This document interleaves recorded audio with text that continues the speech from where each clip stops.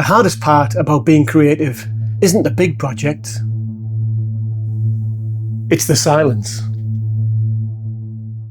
The kind of silence that makes you question yourself, that makes you wonder if you'll ever find your way back.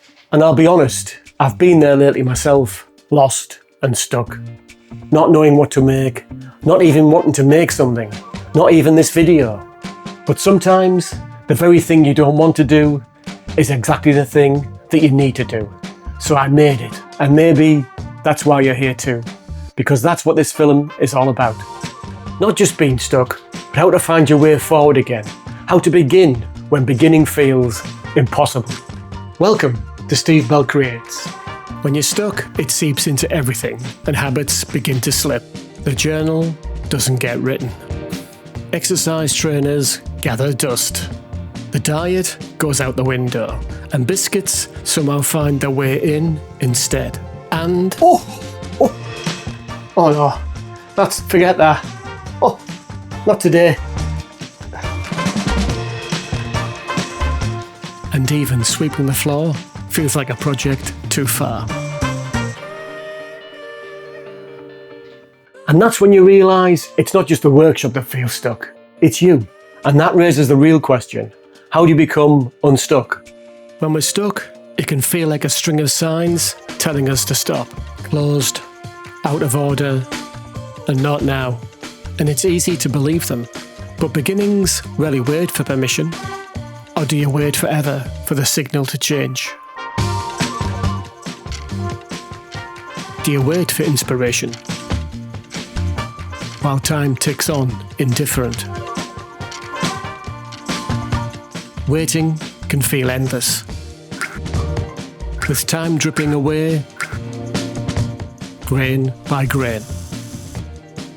Or do you push harder, forcing it until something breaks? Effort without direction only leaves things bent out of shape. Or with one small step, do you set things in motion?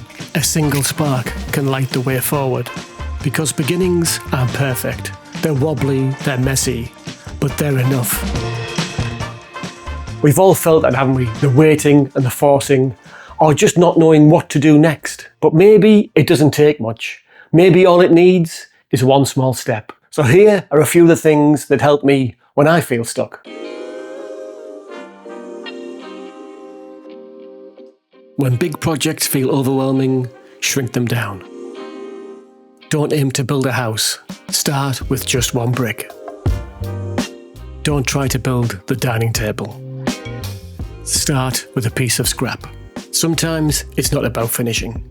It's about proving you can start, because progress, however small, is still progress.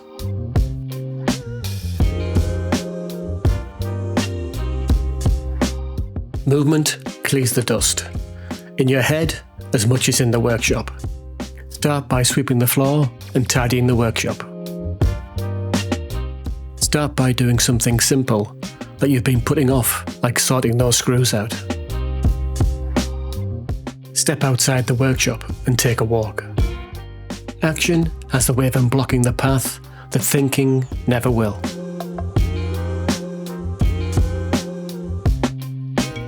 Sometimes I just write a single word in my notebook.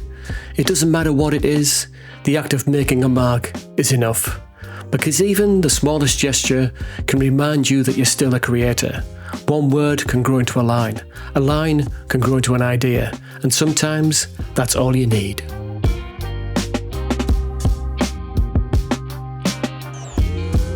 Sometimes the best thing you can do when you're stuck is change your view.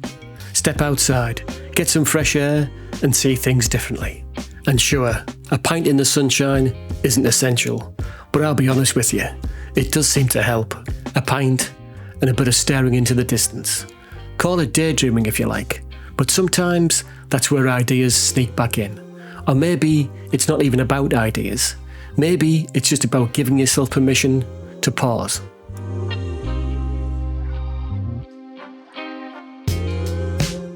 Sometimes I bring a notebook with me. Not because I expect to write something profound, but because putting pen to paper out here feels different. The words and the drawings don't have to mean anything. They just remind me I'm still moving and still creating. Even if it's just a single word on a page.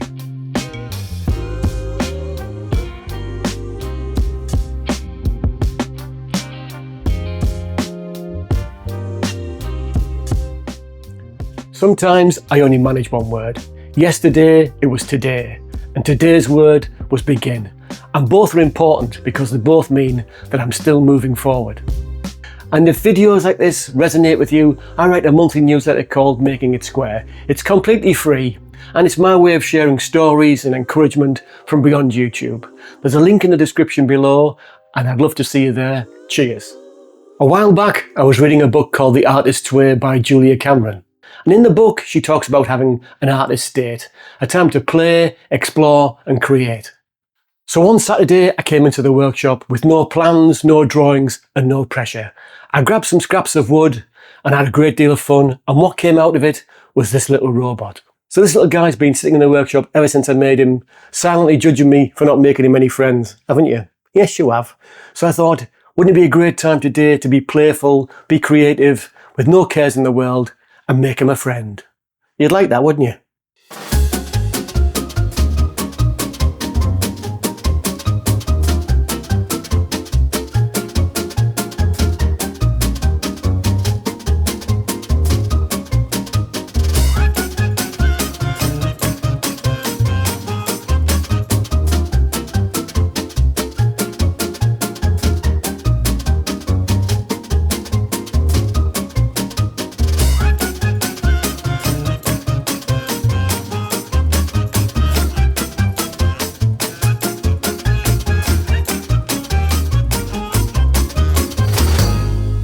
And I think I've made a lonely robot very, very happy.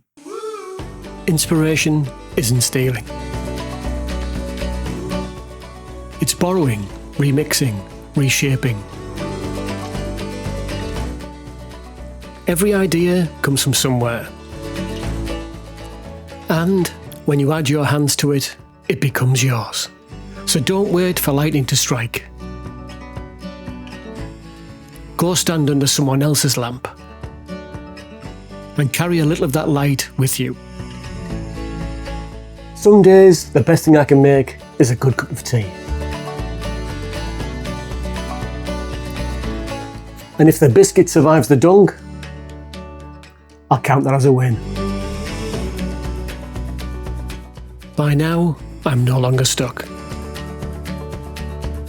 And the silence has lifted just enough